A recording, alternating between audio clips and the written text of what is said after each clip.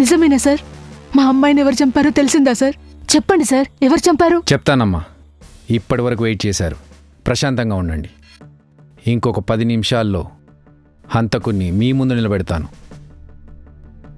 ఇప్పటి వరకు నేను ఎన్నో కేసులు సాల్వ్ చేశాను, కానీ ఈ కేస్ చాలా కొత్తగా ఉంది.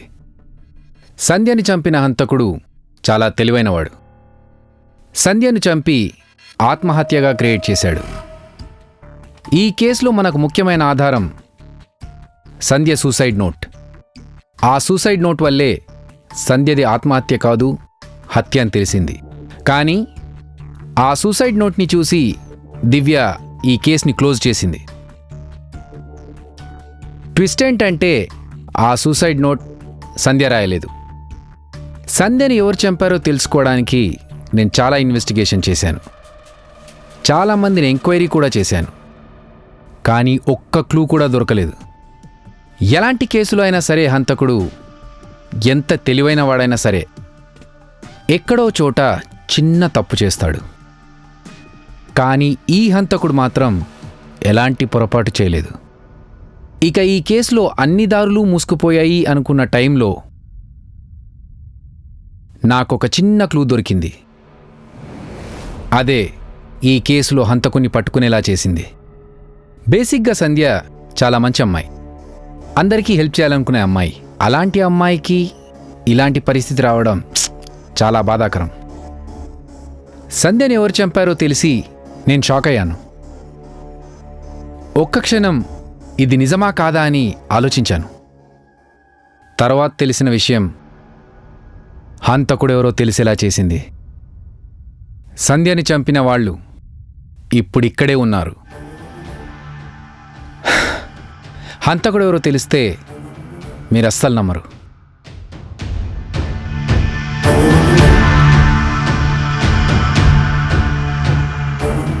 సంధ్యని చంపింది ఎవరంటే దివ్య. ఏంటి సార్ మీరు మాట్లాడేది? మతుండే మాట్లాడుతున్నారా? నేను సంధ్యని హత్య చేశానా? ఈ కేసు సాల్వ్ చేసిందే నేను. అసలు సంధ్యని చంపాల్సిన అవసరం నాకేముంది? అసలు సంధ్య నేను ఒక్కసారి కూడా కలవలేదు. అలాంటప్పుడు నేను సంధ్యని ఎందుకు చంపుతాను? చెప్తాను, అన్నీ క్లియర్గా చెప్తాను. సంధ్యను చంపాల్సిన అవసరం నీకు తప్ప ఈ ప్రపంచంలో ఇంకెవ్వరికీ లేదు. యాక్చువల్గా నీకు ఈ విషయం చెప్పాల్సిన అవసరం లేదు. నీకు నువ్వు నిజం ఒప్పుకొని లొంగిపోతే నీకు శిక్ష తగ్గుతుంది. లేకపోతే నీకు తెలుసు కదా, ఆల్రెడీ డిపార్ట్మెంట్లో పనిచేస్తున్నావు. ఒప్పుకోవడానికి నీకు 2 నిమిషాలు టైం ఇస్తున్నా. అసలు నేను సంధ్యని చంపితేనే కదా ఆలోచించడానికి. ఇప్పుడు నాకంతా అర్థమైంది.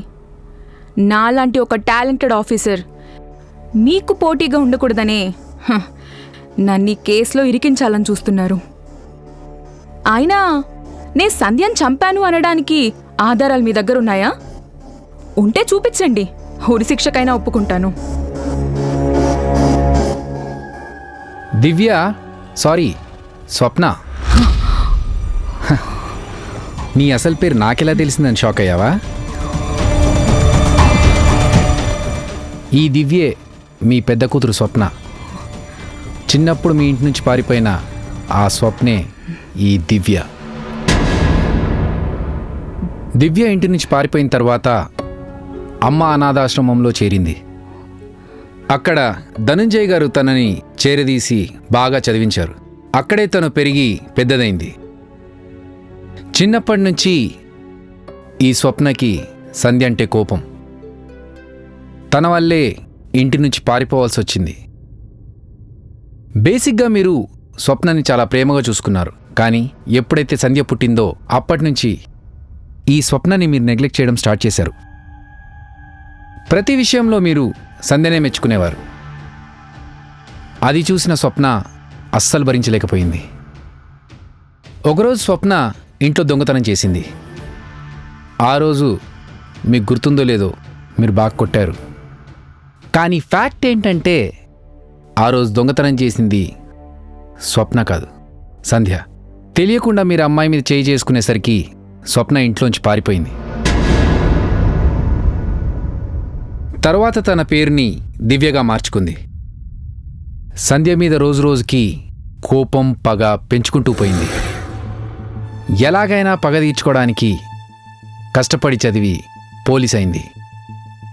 చాలా కేసులు కూడా సాల్వ్ చేసింది.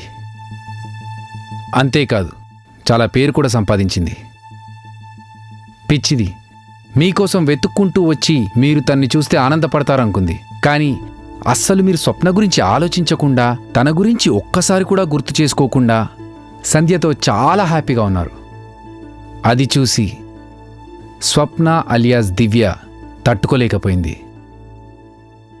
తను ఇన్ని కష్టాలు పడ్డానికి కారణమైన సంధ్య, ఇలా ఒంటరిగా మిగిలిపోవడానికి కారణమైన సంధ్య ఇంత ఆనందంగా ఉండడాన్ని అస్సలు భరించలేకపోయింది. ఎలాగైనా సరే సంధ్యను చంపాలని డిసైడ్ అయింది.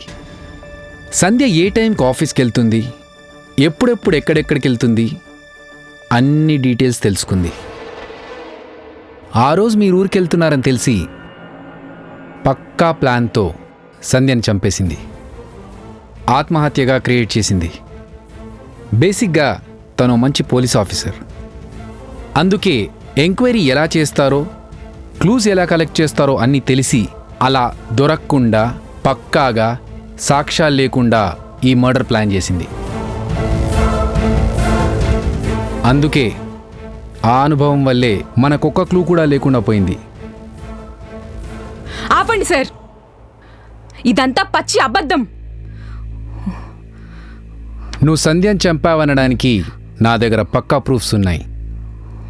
నేను ధనుంజయ్ గారితో మాట్లాడాను. ఆయనే కదా నిన్ను పెంచింది. నువ్వు హాస్టల్లో చేరినప్పుడు తీసిన ఆ ఫోటో కూడా నా దగ్గర ఉంది. అంతేకాదు, అనాథ శరణాలయంలో ప్రతి సంవత్సరం ఫోటో తీసే అలవాటు ఉంది. ఆ ఫొటోస్ అన్నీ నా దగ్గర ఉన్నాయి, చూపించనా?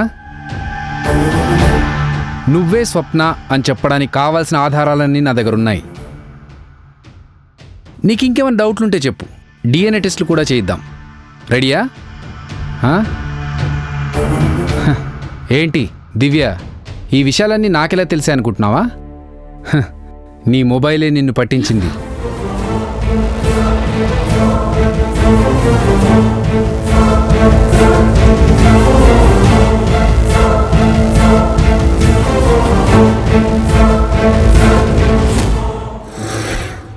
నీ మొబైల్లో నీ చిన్నప్పటి ఫోటో ఉంది.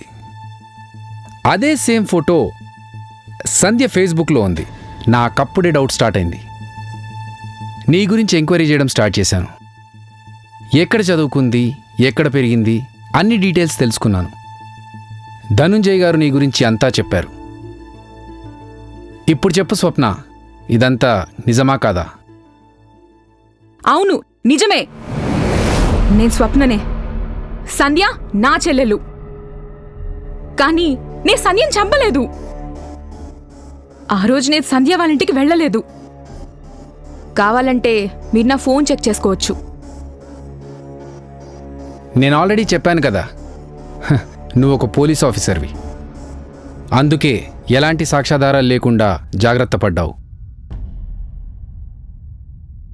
ఈ హత్య నువ్వు ఒక్కదానివి చేయలేదు, నీకింకో వ్యక్తి హెల్ప్ చేశాడు. తను కూడా మాకు దొరికిపోయాడు మిస్ దివ్య. అన్ని విషయాలు చెప్పేశాడు. రాజు, శ్యామ్ని తీసుకురా. Okay sir. For more updates, like, comment, subscribe to our channel. Hey darlings, గంటని click చేయడం మర్చిపోకండి.